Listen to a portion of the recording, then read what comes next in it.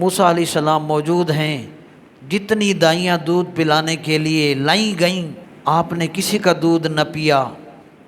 اب فرعون پریشان ہونے لگا، کیا بنے گا کہ کوئی ایسی دائی مل جائے جس کا دودھ بھی پی لیں۔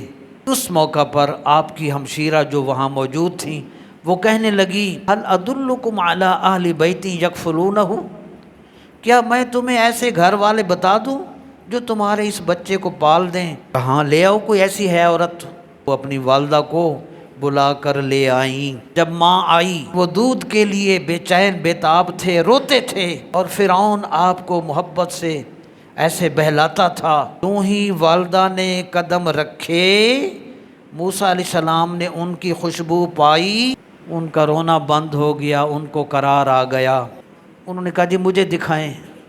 لیا، موسیٰ علیہ السلام نے دودھ پینا شروع کیا۔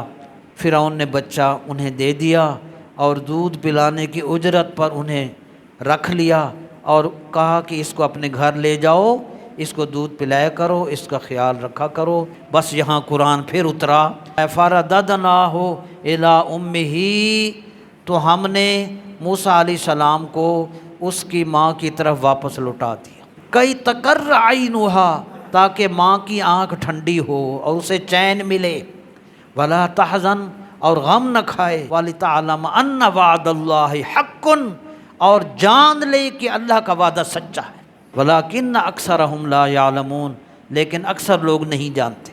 حضرت موسیٰ علیہ السلام اپنی ماں کا دودھ پیتے رہے، اور اس عرصہ کے دوران فرعون انہیں ایک اشرفی روزانہ اجرت کے طور پر دیتا رہا۔